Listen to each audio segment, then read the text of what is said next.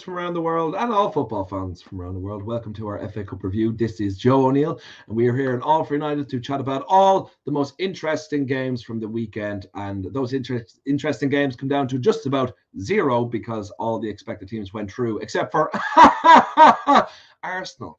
Is that a surprise? Because they did lose to a team that have actually done something in Europe. So we might have a little laugh about that, as we should always do at Arsenal when the opportunity arises. And the opportunity does arise quite often. But we'll be looking in depth at, of course, Manchester United's epic victory over the ex-Scouse Steven Gerrard. And, of course, Everton's wonderful victory against a team more recently than an FA Cup final, if memory does hold correct, the wonderful League One Hull City. So we'll be getting stuck in with, from Irish Football Fan TV, Paul Nealon and Stu Woolley, the always wonderful Stu. Woolley, I get that. It doesn't read that way, okay? It doesn't read that way. Stu Woolley. But we'll be back after the intro, guys, and we'll be chatting all things football. So until then, see you in like 30 seconds. I should have had the intro. And there it is now. See you in 30 seconds.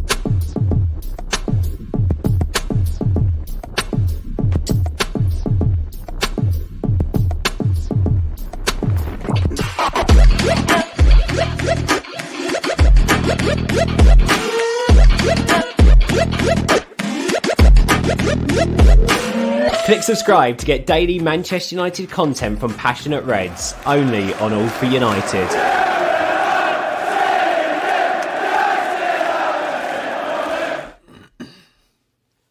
We're here, and we're here to chat football with the two wonderful lads. And we were just chatting, before we went to pre-record, because we're not actually live, but still get in with your comments and everything, and make sure to like and subscribe. We were chatting about, there was no really interesting results over the weekend. Like, there was interesting games. United, like, everyone went through who you expected. United went through, Everton went through, all the top four went through. And then as I was just going live, I went, oh yeah, Arsenal lost to Notts Forest. So I think before we talk about United, I think we do have to touch on this, because I think one thing United fans love more than Man United winning is when a rival loses, especially somewhat embarrassingly, because we didn't win in the best way. So I think it's best to start off with a team doing a bit worse than us. So Stu, we'll come to you first. What are your thoughts on Arteta's masterclass and the City Ground?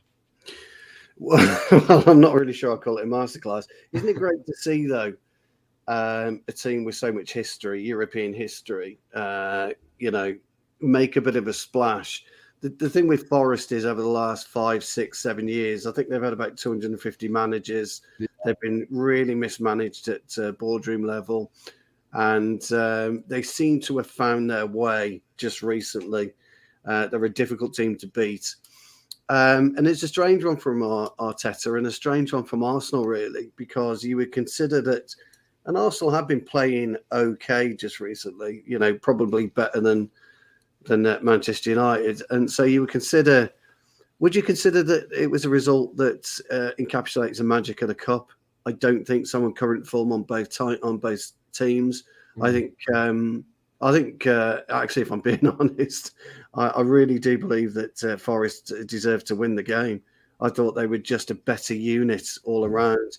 Arsenal are full of individuals, a bit like us, and I'll talk about Man United in a minute, but a bit like us, we're full of individuals and just have this inability to put it together on a consistent basis, playing as a unit. And Forest are one of those teams where I talk about it a lot, as you know, where a group of collective individuals come together, and have this insatiable will to win the second ball, will to, get the first tackle in and things of that nature. And it can take you such a long way in a football match. And it did. And I think we should be giggling at AFTV. Not we should say that, but I think we should. Yeah, it's been said now. Yes, it has been said. It has been said. Yeah, it's been said. The call out has been set, Yes. Yeah. And I think we should be giggling at them because we've taken a bit of stick off them just recently, and I think it's time to give it back. And there are certain players that I think went into that game with victory already in their minds. They didn't think they could conceivably lose, and that is dangerous. And I'm sure Paul will be talking about that same thing when he talks about Everton and Hull, because it's a dangerous mindset to have when you take that pitch. So I'm really, really pleased. I've got a very old friend who's a Forest fan, and he was absolutely delighted. He goes week in, week out. Yeah. So yeah, there you go. All the coins. Yeah, it's like you said about like Notts Forest, they've had more managers than there has been COVID variants in the past couple of years. Like, and they're always a club that whenever I'm like going down the leagues and Football Manager to like bring someone back, I tend to always manage Nottingham Forest, or if I'm feeling even more hipster, I'd manage Coventry. But it was great to see. And I work in Gertie Brown's pub in East Finchley, which is a very heavy Arsenal and Spurs area. Well, so we were covered with Arsenal fans, and I don't know what it is about seeing a miserable Arsenal fan that just makes me so happy. It's like amazing. It is just because they're just, I don't know what it is. There's so many of them, and they're so emotional, and they're so arrogant. Like as well about nothing really. They won a league, what was it, close to 20 years ago now. I know it was fairness, they won it undefeated, but like most of the people on Twitter weren't even alive to see it, you know. So it's this weird thing they have, and it's it's same thing Newcastle fans have as well, except to an even more degree because they've done even less. Or they've done basically nothing, and they have to feel they have a God-given right to be at the top of the league. So just to see Arsenal just being humbled by, like you're saying, like to see, like not they might come good, we'll see, but like a very average Championship side at the moment, it's just beautiful. And like think about City Ground, it's an historic ground. It's a place where so many great memories in football have happened. So therefore, they have a wonderful fan base that'll come out and support the team when they have something to support them for. So you saw that in full flight the other night. And I remember they've had some greats, Joe. Don't forget, mate. They've had some greats. Yeah. I mean, absolutely. Your countryman Martin O'Neill, you know, he's great. John Robertson. There's been some wonderful Pete Shilton. There's been some wonderful players that grace that pitch. So great. Absolutely. But none in the past, 3 decades. No, well, Andy Reid. I was just going to say Andy Reid, and I thought I might get shot down there. Henry Lansbury, is he Welsh? Jermaine Genius. Jermaine Genius, yeah. That's a proper job right there. But and it's just great to have them do something. But Paul, we'll go to you now. Would you like to laugh at some Arsenal fans? I actually think what Arteta's been doing so far has been very good, and I thought this was a major shock, to be honest with you. Really? Well, like, it seems to be a case where he's a villain every couple of weeks. So every 6 weeks, he'll win 3 games. He's a legend. Give him a new contract. Then he'll lose 3 games, or he'll lose a game, say, against Everton. And all of a sudden it's, Arteta out, this, that, and the other. But I think if you look at what he's done with the young players that he's brought through, a lot of them look like they're going to be really top-class players to come. And the players that he's identified and actually brought in look very exciting. So I think Arsenal fans will stick with him, because I think he is...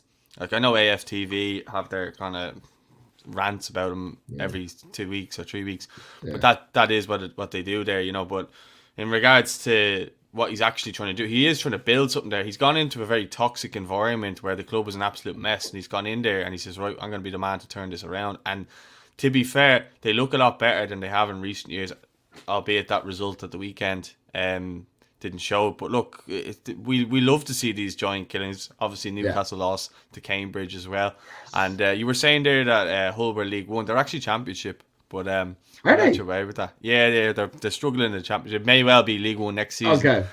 You're kind of, Paul, I will say you're clutching straws a little bit there. It's just like, just saying, we nearly lost to a team that are actually lower half of the Championship. Okay, so well, I'm just letting you know, because I guarantee someone in the comments is going to say it to you. So I just thought I'd say it to you beforehand. So I'm only looking out for you, mate. So don't take me head off. But yeah, look, I think we love to see these giant killings. It's part of the fun of the FA Cup. It seems to. People seem to have gone away from the FA Cup a little bit. They don't seem to like it. Like, if you win it, it's not that big of a deal anymore. But, like, if Everton won the FA Cup, like, 1995 was the last time we won a cup, and it was the FA Cup. And, like... United, yeah. But, look, you've won a lot since then. We haven't won anything since then. We've got to a couple of semi-finals and finals, but they don't mean anything. So, like, if we got to the final and won it this year, I'd be over the moon. But there is a lot of, like, I think a lot of the bigger clubs, your Cities and Liverpools and Chelseas and probably United as well. They don't look at the FA Cup as a big cup anymore, and almost it's kind of a hindrance sometimes, especially if you're pushing for that top four. Just because purely monies came into the situation, whereas like a top four finish is worth more than winning the FA Cup. Although winning the FA Cup is an actual honour. Yeah, I think though, I think tides are going to start changing now a bit, and I think that is coming down to like Guardiola and especially Guardiola. Mourinho He takes did the League always, Cup very serious, yeah. I think he takes both of them very seriously, but it's just the League Cup is just, I think, taken less seriously by everyone. So that's why he's kind of had it as basically his trophy for the past couple of years. Well, he said, sorry, go on. I'll wait till you're done. No, but that's what I'm saying. But I think that when eventually it gets down to, I think it lost prestige when it was just like United, Chelsea, Arsenal, and Liverpool. When those were the four clubs, but even really only two of them, maybe three of them, were fighting for the title year in, year out. It was for the title and for the Champions League that the focus is on. And then if they got a cup, it was fine. But like they could realistically, they were fighting for the main trophy every year. But I think for the fact when we get to the point that there will be possibly seven teams that can go for a title every year, I think the FA Cup and the League Cup will save jobs. Will be something that you fight tooth and nail to get, because you need to show something on your CV that you have achieved here. And like getting a couple of Champions Leagues will look good on paper when you're applying for if you lose your job applying for a job in Europe. But if you have trophies plus top four, it just puts you in an extra better standing. So I think we're not far off it. Maybe you'll never get to the prestige that it used to have, which is for me a shame. Like I know Paul will be able to relate to this. Like All Ireland Day is like a magic day in Ireland. Do you know what I mean? Whether it's hurling or football, especially if your county is in the final itself, then like everything shuts down. It's beautiful. And the FA Cup used to be like that. So I don't think it'll ever get back to that again, because there's just not enough money in it. Well, you used to have the days where they would actually set out the whole day and they'd be going through all the games and stuff like that, which was deadly. Like I used to love it. Just on that, what you said there, and we're speaking about Arsenal, is that Arteta, he won it a couple of years ago, and that kind of did save his job a bit, and Aubameyang was the hero and all. And obviously things have changed now, but I think that was crucial for him to go and win that first trophy, because then I think that gave him a bit of time. Maybe last season when things weren't going well, he could have got the chop, but because he'd won that trophy, he's shown that he can win things. So I think that gives him that extra little bit of time. And look, as I said, he's gone on now with the signings he's brought in. They look brilliant. And look, he's made some of them really good, like Emile Smith-Rowe, Saka, Kieran Tierney's been excellent for them. Tomiyasu, even Ramsdale, who when he went there, I was thinking like he's all right. He's not amazing, but he's gone there and he's looked good. So every sign he's pretty much brought in. Now look, you're gonna have one or two that aren't gonna work out. We know that. But for the most part, the ones that he brought in have made an impact, and there's a lot of them younger players when he brings them in. They've changed the fortunes for him and actually done well. So it'd be interesting to see who, if he brings in someone in January, can they push for top four? I think I'll be forgiving them within the FA Cup, but I actually don't mind Arsenal. I know you say they're arrogant and all, but the Arsenal fans I know are actually like they want to see Everton do well and stuff like that. I don't know any Arsenal fans who want United to do well. So no. But you should. I think you shouldn't look at them as a rival anymore. I think you kind of bypass them by a lot. We don't. We just like laughing at them. To be honest, we just don't like them. I've just got one point to add about the FA Cup and its magic, or its loss of magic, and unfortunately, it's down to, how do I put this? Nationalism, I'm going to say, because it's the types of owners that you've got now aren't British owners, and the types of managers that are coming in at the top clubs aren't British managers anymore. There's a very, very finite few of people who still love the FA Cup. Back in the 70s and the 80s and start of the early 90s, when I was growing up and I saw that, grandstands would be FA Cup grandstand for that particular day. So they'd be on the team coaches and things of that nature. There were British managers and a lot of British players. There was very few players from other countries. And then just touching on the ride out special, I still can't believe he put that away. I mean, crikey. He had a decent season that year, to be fair, didn't he, Paul Rideout? I think I think he was. Well, I actually didn't like football good. at the time, so I was unfortunate that when I started liking football, Everton were absolutely atrocious. 1997-98, we nearly got relegated. I think it was the year Gareth Farrelly kept us up with the last day of the season goal against Coventry. I think it was the post-in unbelievable goal. But yeah, sorry. So I don't know exactly his stats that year. Sorry. Yeah. This is how far I go back. I remember watching Paul Rideout scoring the England under-15s at Wembley. Oh my God! I think it was against Scotland, and he had that Shearer-esque kind of. He used to put his arms straight, didn't he, up in the air when he scored. Shearer was a bit more slanted, wasn't he? But I just remember him doing that. I thought, Well, he spared big dunks blushes.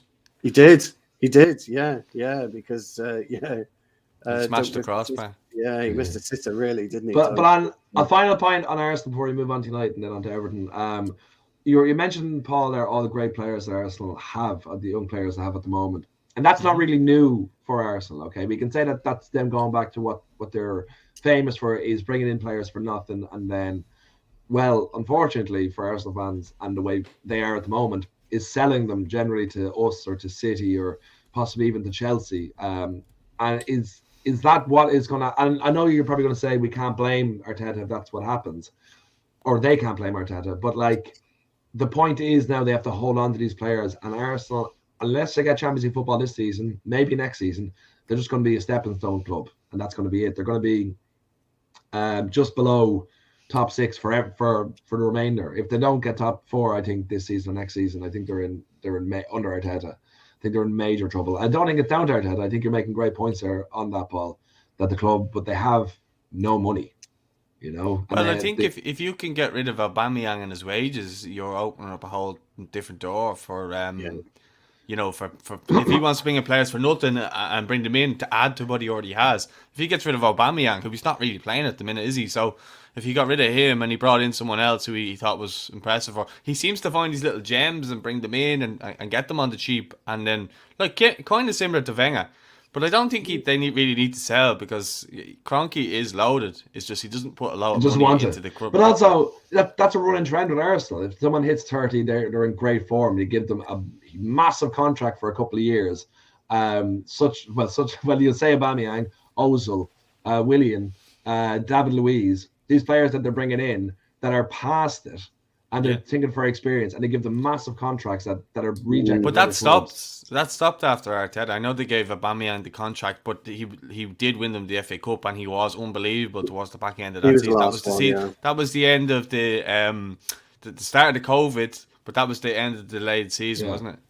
Yeah, he was very good. Like, to be fair, you couldn't have denied him the contract. It's like now with Salah at Liverpool, giving him the contract because he's been so good, and then he may well go on and be shit after that. But at the time, he's deserved the contract. To be fair. But anyway, we move on. We spent way too much time. We were talking too much sense about Arsenal when I came to just laugh at them. So we'll have one last laugh, myself and Stu. Paul, you can laugh as well if you want. Laugh at Arsenal. Now we move on to more of this sort of feeling. Oh. When we're talking about Man United, of course, United had Villa last night in a game that we were. I personally was not. I always look forward to United as they're walking onto the pitch for about that brief moment. Then the first ball is kicked, I figure out what way we're going to play, and then I get depressed again. But I was not looking forward to last night's game. I didn't think we were going to win. If I'm being honest, I didn't think we deserved to win. If you go by 2 goals that were disallowed, I agree that they were disallowed, but it showed how open we were at the back.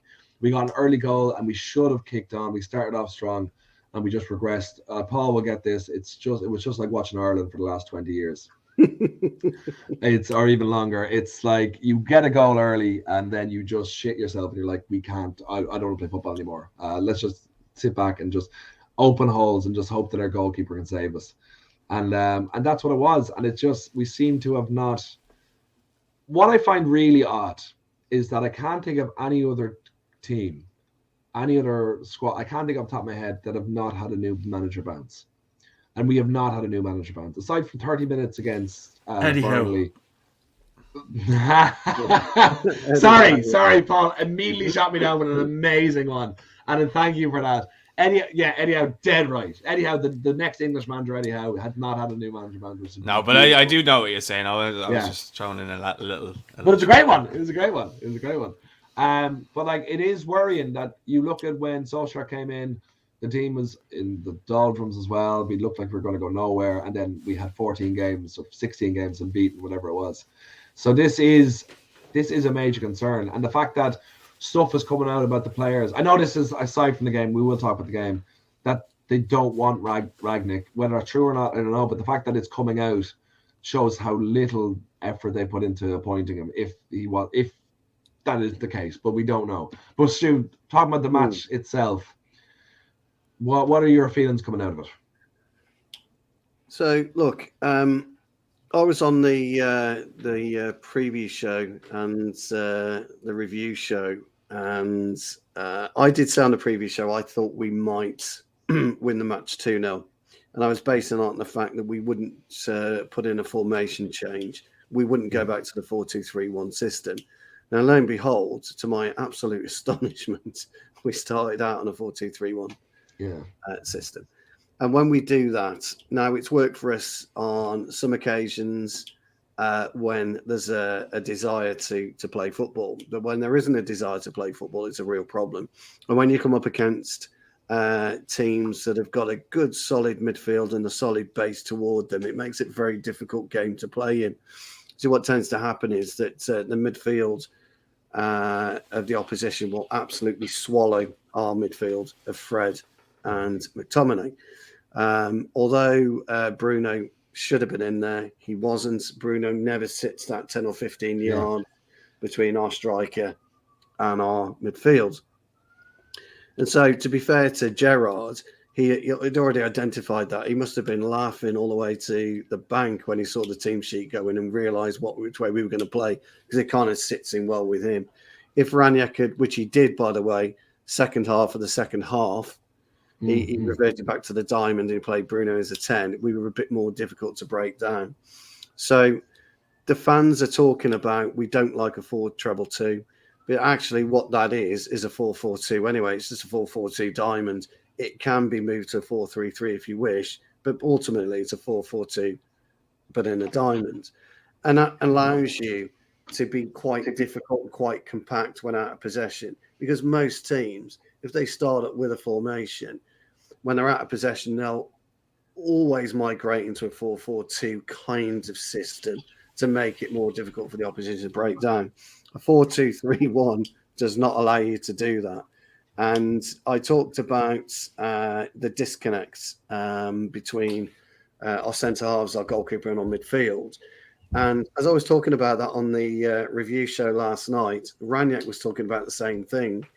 That it's very, very difficult to mark the number 10s of the opposition when you're playing with a 4-2-3-1. But I kind of countered that anyway, because where does common sense come into football then? If a coach of Ranić's ability is talking about the difficulties of marking a 10 or a floating player, someone like Ollie Watkins, where does common sense of the actual players themselves come into it? Because, it's very, very easy for the centre halves to dictate to the holding midfield players where they need to be. And a quick shout to Paul, I need you to drop in 5 yards if you don't mind, pal. And Paul's going, yeah, okay, I'll drop in 5 yards. It's not fucking rocket science. And this is what I cannot, for the life of me, fathom about what's happening at Manchester United right now. Because players don't play with their heads on a swivel anymore. They're not playing with courage. They're not playing with fortitude. They're not playing with anything that you would see a normal Manchester United team play with. And I'm not just talking about Fergie's era. I'm talking about some of the dross that I had to sit through Ron Atkinson, the late Tommy Docherty, and of course Dave Sexton. But you still had players that wanted to achieve something. Now, somebody made a point about Maguire and his captaincy. Look, Maguire didn't play last night, we all know. But the point that I really need to stress here, when you look at teams of the past, there is a quartet of players that are pivotal to how you play and how you perform. And as your goalkeeper, your two centre halves in your central holding midfield. Okay. Now, when you've got, if you look at last night, if you look at Rafael Varane and Victor Lindelof, there was two issues. First of all, They were too far apart. They weren't close enough together. And secondly, the distance between themselves and our holding midfielders is about 10 or 12 yards. And the distance behind them between De Gea was about 18 yards. And that is always an issue. And that's why we've been conceding these free headers. Chris Wood at Burnley, if you remember, the couple of issues that we had with through balls yesterday. And somebody mentioned in the comments last night about, well, we need a Roy Keane and we need this. And actually, Roy Keane himself wouldn't be able to sort that out. You've got to bear in mind the types of players Roy Keane had around him. There was Keane, there was Bruce and Pallister, and there was Schmeichel. They are 4 massive characters. When you look at ours at the minute, we've got De Gea, who won't come out of his 6-yard line. You've got Varane, who's just starting to get used to the Premier League, but was never a bulldozer or a bruiser. You've got Lindelof, he was exactly the same, a bit more of a playmaker rather than a bulldozer and a bruiser. And you've got Fred, who treats the ball sometimes like a potato or like a piece of lava on his feet. He runs around brilliantly like the Energizer Bunny, but he's not got control. And if those quartet of players haven't got control of the game, it's very, very difficult for everyone else to control the game. And so when your fullbacks are pushing forward like we did last night, what you found was, I don't know if you guys have noticed it, but what you found was Fred was pushing out to the right side, or McTominay was pushing out to the right side. Instead of the 2 centre-halves saying, I need you 10 yards in, I'll push 5 yards across and I'll bring Varane 5 yards across. We're not acting as a unit, and that's what a unit does. A unit works together, and we're not acting as a unit. And so we're isolated on all areas of the pitch. On most occasions of the game, we're isolated, and that's the biggest issue that we've got. Now, when you look at a kind of bounce back with a new manager, we've got a bunch of players that are really in it for themselves. We've got a host of egos that, for whatever reason, cannot fathom how to work together as a unit. Now, whether Luke Shaw was right or wrong to come out and say it, that we're not playing as a group, but if he's saying it, why say it publicly? Why aren't you dealing with it at training? Maybe Stu, it's gone past the point of that. Do you know, maybe it's a thing that it needs to be called out and addressed in public. So people can't say, because there's always people saying, oh, he should come out and he should say this, and not just him, but like whoever. And I hate when they say like Maguire should say this, Maguire should say that. I actually think I think Maguire's getting far too much hate for someone who's been carrying an injury for so long. Well, the trouble with Maguire is every team needs a scapegoat. Fred had it last season, and Maguire's getting it this season. But the thing about that is, internally, if it was me, and teams that I've played in, we have been on each other's backs during the game, at half time. If we've won a game 3-0, we're wondering why we haven't won it 5-0. Why have you hit the post from there? You should have buried that. What the fuck's going on? Come on, you need to do better. Our team doesn't strike me as that. I'm such a bad winner. I'm a terrible, terrible winner. I'm a fucking awful loser. I'll walk off the pitch sometimes. I won't shake anyone's hand. You're not supposed to do that. But sometimes if I can't accept a loss, I'll just go. But our players aren't like that. Our players are fucking swapping shirts. Hey, great to see you and all this kind of bollocks. There's no fire. That's modern football, though, unfortunately. Paul, but coming to you on this, I'm not sure how much of the game that you saw, but how have you been? Because I don't think we've had you on since Ragnar came in. I'm not actually quite sure. But on this, I was meant to be on last week, but obviously, on the new Ragnick revolution. Have you been impressed, or is it just all of the same that you've been seeing? Because I know like results have been better, but they've been against worse opposition. So is it what Stu's saying, that it's all egos? What's it look like from the outside looking in? Yeah, that's what it seems to be. But like, I kind of find it funny in some ways, because United have been so spoiled for so long for success. When I was growing up, as I mentioned, like we never had anything, and the top 4 finish under Moyes was such a highlight, where these were winning leagues, Champions Leagues, everything, and absolutely spoiled. These were top 4 every year, and if he's weren't in top 4, it was an absolute travesty. So to see us struggling and everyone going so mad about it, I just kind of find it a bit funny. Just the fact that you have done so well in the past, and now you're kind of witnessing stuff that I had to witness pretty much my whole life following football. So in that sense, I kind of find it funny. But like, I always like to see United do well. I do, because it's just, well, no. I don't have any problem with them, because I tell you what, because when I was growing up, a lot in my two best mates, one was an Arsenal fan, one was a United fan. They always wanted to see Everton do well, so I always wanted to see them do well. As long as Liverpool weren't winning, everyone was happy. You know what I mean? So, it was good. Like, but so in some ways, like, if United are doing well, it's all well and good. But I think the Premier League needs a good Manchester United as well. But yeah, I look at it now. You mentioned a new manager bounce. He's had a new manager bounce under Carrick, and then obviously he was replaced. But I don't know what, like. You remind me of Liverpool after 1990, where when Ferguson left, you just don't know what to do and where to go. It's kind of sad in a way to see a club a little bit of a fall from grace at the moment. These are still kind of there or thereabouts, and you just have the bones of a good team. I would still look at your Man United team now as a lot stronger than those Liverpool teams over probably the last 30 years up until recently under Klopp. But just kind of remind me in that it's so desperate for success that you are just willing to throw everything away to try and get that success, instead of maybe building something that, you know, the way Liverpool pretty much have under Klopp, where it took so long, but when they found the right person, you just don't seem to be able to find the right person, and it may take a long time. And a lot of people watching this and a lot of fans watching this probably won't like to hear that. But Stu, you've mentioned you've been around the block a couple of times there with managers and stuff like that, so you've seen both sides of it. I don't know if this is the worst you've ever seen it, or if it's been worse in previous times, but like, I look at it and I just don't see us getting to that level, even with Ronaldo or whatever. I think he's came 2 years too late. But like, you have brought in players like Varane and Sancho and stuff like that, so you should be building around these players. Like, these are top quality players. Fernandes has been a brilliant signing since he's brought him in as well.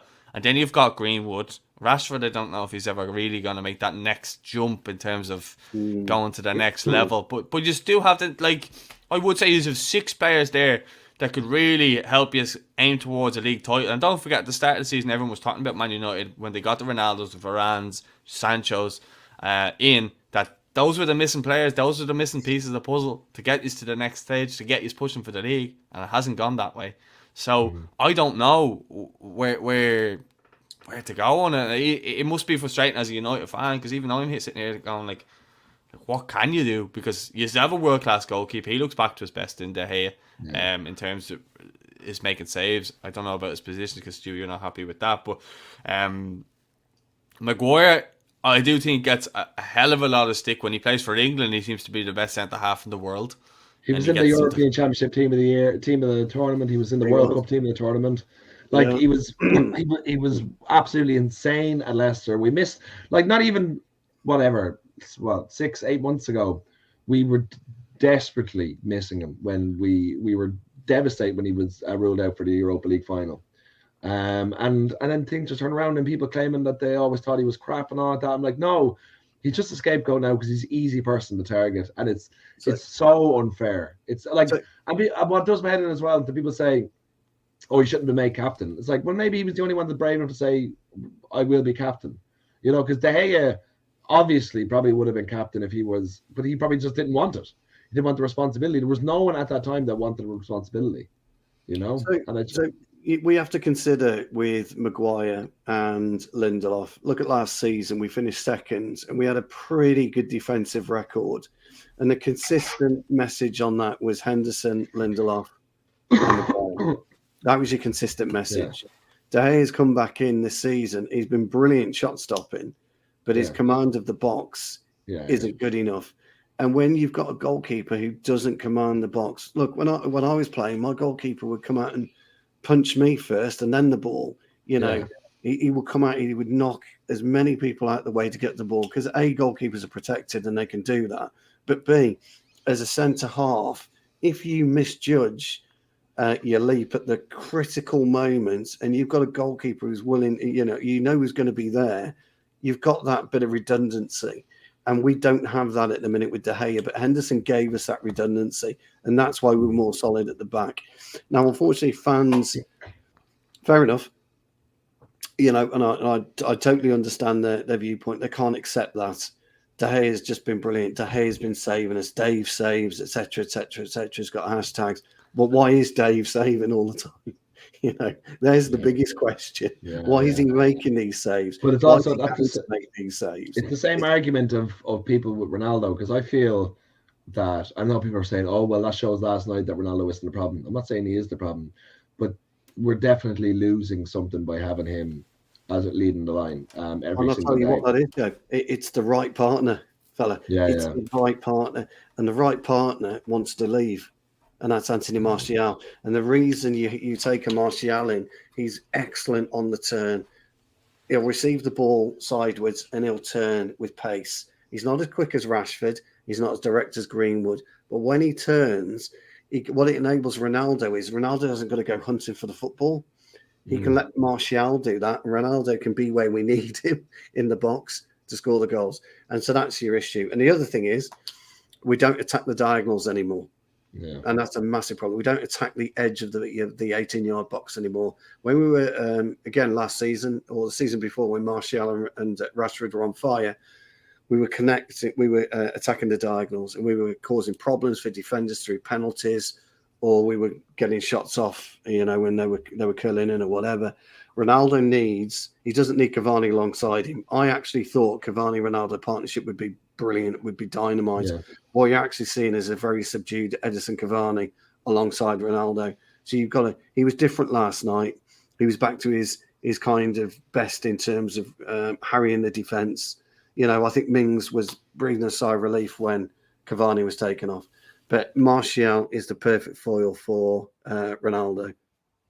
And look, and he's got to bite the bullet as Rangnick. So sorry, mate. And the one thing that just to add to what Paul was saying, it's evolution of football. You've seen it yourself as an Everton fan. The Peter Reid days, the Kevin Sheedy days, when they dominated English football alongside Liverpool. My dad witnessed that. I didn't. Yeah. I went to watch Telford United. I think it must have been 83, 84 cup run for you guys. You beat us 3 or 4-0. It was a walk in the park for you guys. But Peter Reid was the perfect exponent of how to control a game of football. Yeah. Perfect exponent. He was your kind of next Alan Ball, both similar in stature. Well, you're giving us the perfect segue as we move on to talk about Everton. Sorry. But before we move on to Everton, I just had a quick look on Twitter there, and it is what Stu would say is our greatest captain of all time. It is his 65th birthday, which is the wonderful Brian Robson. So before we move on, wish him a happy birthday. And Stu, you want to say your favourite memory of the great Captain Marvel?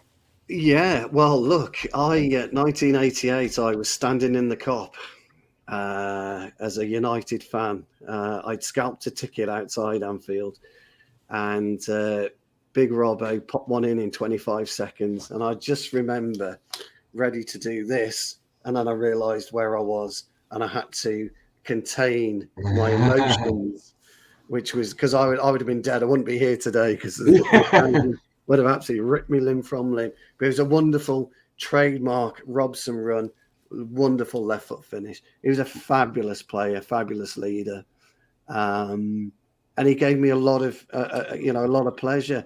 I was managed actually by somebody who played with him, a guy called Alan Webb. He played with him for West Brom.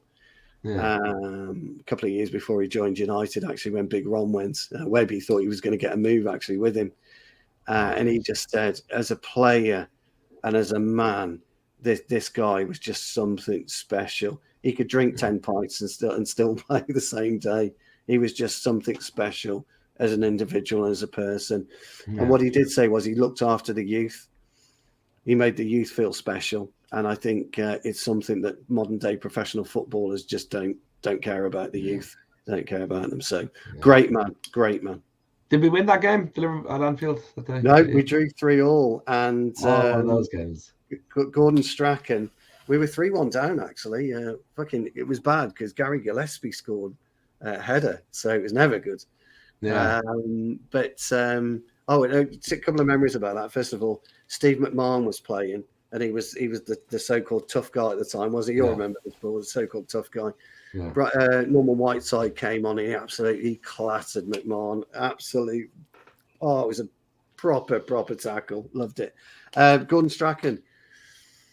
We threw one down. I can't remember who scored our second goal. I think it might have been Peter Davenport, but I'm not 100% sure. But anyway, Gordon Strachan got the third, and he strolled over to the cop, and he went like that, right at the cop. It was absolutely.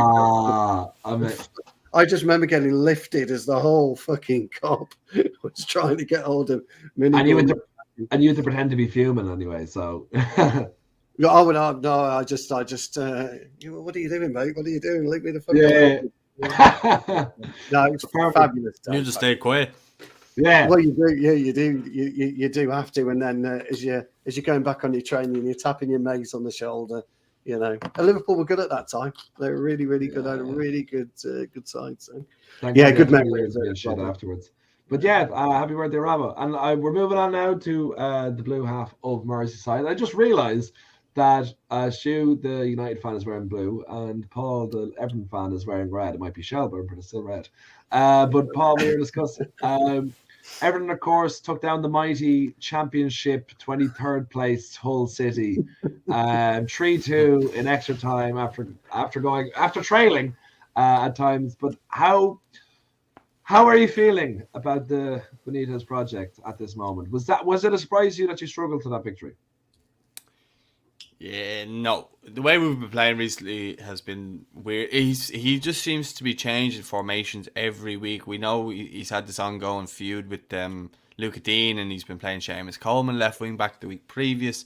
And the formation is just all over the place. Like, John Joe Kenny's been playing, and he's got 2 assists in fairness to him.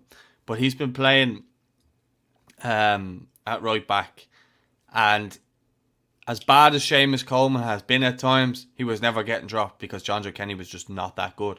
But because Benitez has had this ongoing thing with Luca Dean, he's been that stubborn that he's left him out. He's had him on the bench a couple of times, but he's left him out most of the time and not played him, which has been kind of weird because regardless of anything, you'd imagine that you play your best players. Regardless if he wants to leave or whatever, you should let him play himself into contention in the transfer window and then say he's available, blah blah blah. But look, it looks like he's going to Aston Villa now anyway.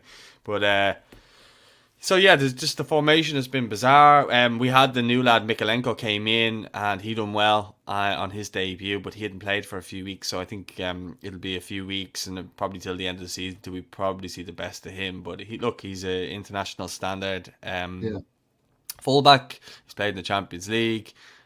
He looks good. He's been identified, and obviously Patterson has been identified as probably Seamus Coleman's long-term successor because, as I said, John Joe Kenny, who I actually think is okay, but he's just not. He's not the answer there. So goal down after 1 minute. Wasn't surprised. Get back in. But what I will say is the players that Benitez has brought in have been the players that have done well. So Demarai Gray has been unbelievable. Probably the signing of the season for me. If you look at the price tag, I know we're struggling, but if you look at the price tag, he has been. Now I was kind of questioning, going, is this fella that good? I watched him for Leicester a couple of times. His best game for Leicester for me was a game against Everton. I think he scored in a few years back. It would have been like 2017, but never really set the world alight after that. And he's came in this season, and he looks like a quality player. I think he's found his home. He looks like he's enjoying his football. And another thing is Townsend's done really well, and Anthony Gordon as well. And Benitez has brought him in, and obviously he scored. He set up as well the goal for Gray. It was a great bit of play. He got the ball out on the kind of near the corner flag almost, cut back in, gave the ball to Gordon. He gave it in, bang, goal. And I think that was that little sprinkle of quality that we were lacking at that stage, but we needed it. And then John Joe Kenny crosses the ball in for Andre Gomez, another player who'd probably be better off going elsewhere, but he scored anyway, a header under the keeper, and then they get their equaliser. Went into extra time, and I was hoping that I think nobody wanted it to go to extra time. Like, we're hoping obviously to win it within the 90 minutes, because we just don't have any good players at the minute to be able to bring off the bench or anything like that. I mean, it's telling when you have Solomon Rondon starting these types of games and playing large parts into the extra time, and then Cenk Tosun is coming on for him. And there was a great picture of the two of them when Rondon was coming off, and it looked like an ad for hair restoration in Turkey, because it had the back of Rondon's head, and it had Cenk Tosun as he was coming on, just looking at him. It was a very funny picture. But look, Townsend saved our brushes. I don't know. We never do it easy. We never do it easy, and we're just stagnating.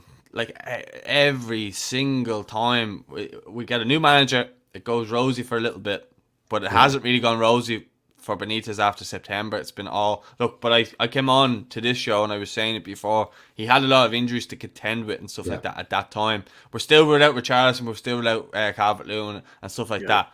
But managers do have to contend with injuries anyway, so you do have to kind of get on with things. If that was the case, Klopp would have been sacked last year when Van Dijk was out for the whole season, you know. But I think at this stage, I'd kind of just get rid of Benitez, because the fans are so sick of him. I just don't think it's ever really going to end well. The fans are just not going to take to him. Even if he won every game to the end of the season and we won the FA Cup, I still don't think they would take to him.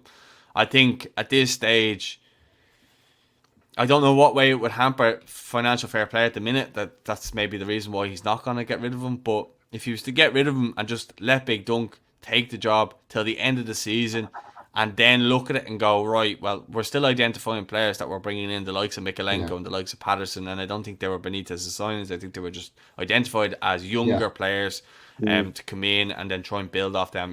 Patterson looks like a really good player. He's Scotland's right back, and he's hardly played that much for Rangers, but he's still Scotland's right back. So I think that shows how good he's going to be if used correctly.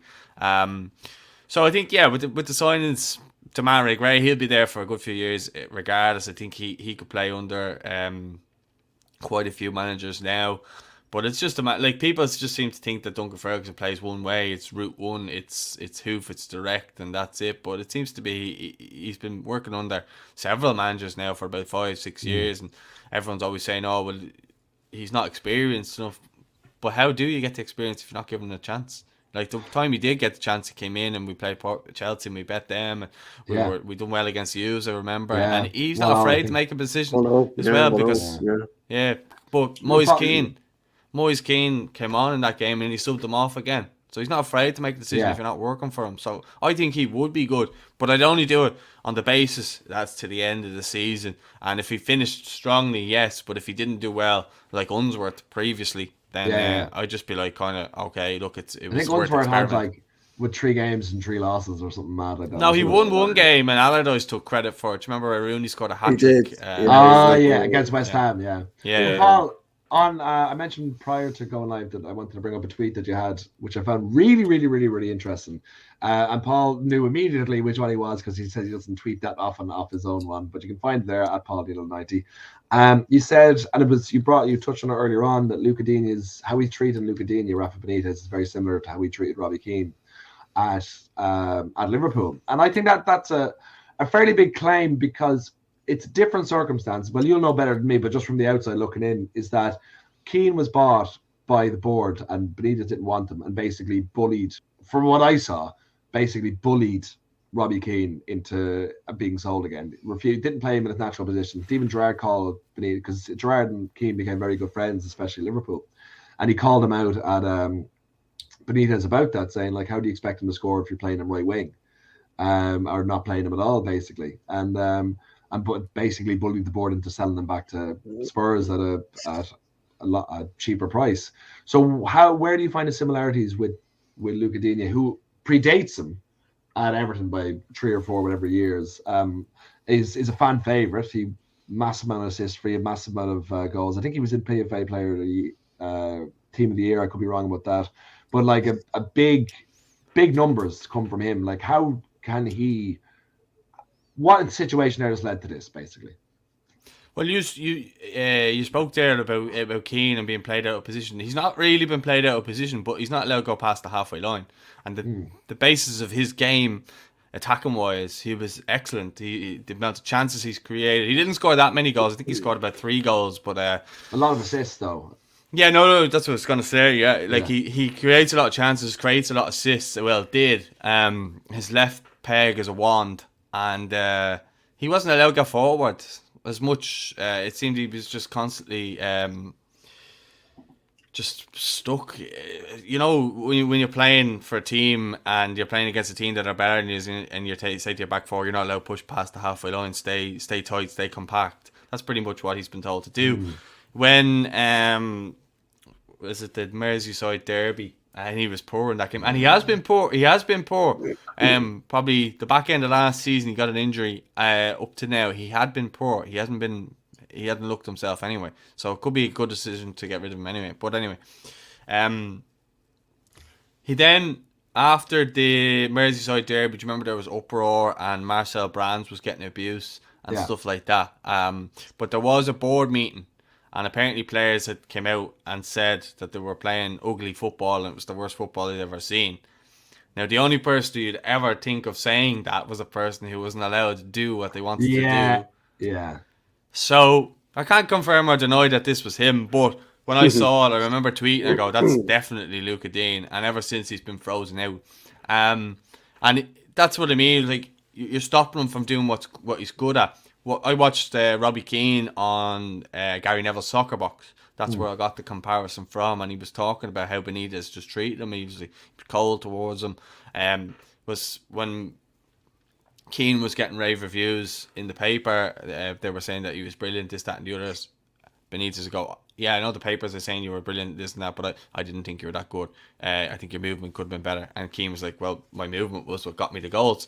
So that's where I get the similarities from. What Luca Dean is good at, he wasn't allowed to do. What Keane was good at, he wasn't allowed to do. And because he stood up to Benitez, he was ultimately frozen out. So that's where the similarities come in for me. And look, it looks like he's going to Aston Villa. He was one of my favourite players. I've played left back for the most part of my life. I love players who play in that position.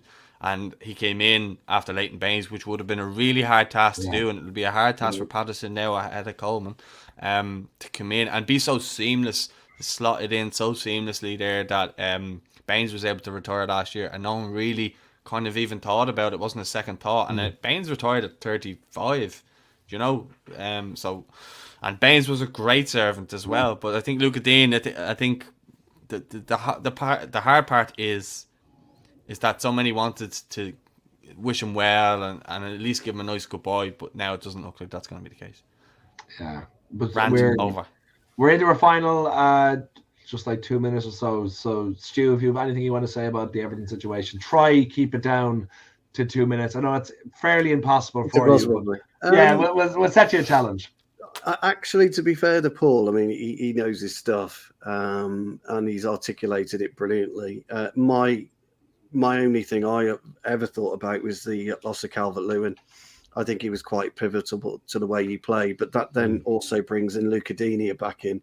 I can't fathom until you just said what potentially could be the issue.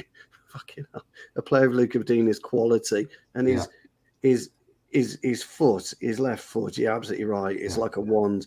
I think Tellez is probably on his day as good as Digne with his delivery, but I think Digne is way, way more consistent. To go to Aston Villa is a fucking travesty. It really is. I'm sorry to say it's a travesty. Yeah. And if Benitez has been like that, you don't need a coach like that coaching your squad, because a coach should always play the best players, irrespective. But it's like in Football Manager when you take control of Liverpool just to sell all their best players and to get them relegated and put them in the financial peril. That's what I feel Benitez is trying to do at Everton. He's just like getting out the lap of Liverpool ranks. But his record though is abysmal. If you actually look at the record, Yeah. I know he's had injuries and stuff like that, but it comes to a point where you do need to actually start winning football games. Otherwise, Guillaume Balaguer just keep coming out and defend them. But anyway, would you say are we in maybe? Is he in a couple of games to save his job, or do you think he's safe for a while just for his reputation? Give it out to the summer, I think. I think Stu's right. Yeah. I think that's just the owners. Yeah. I think that's just what Yeah. it's going to do, yeah. So sorry to depress you as we continue on, but before we finish the show, and thanks again to Stu and thanks again for Paul for being incredible guests, let's all just laugh at Newcastle because I think we can all agree on that one.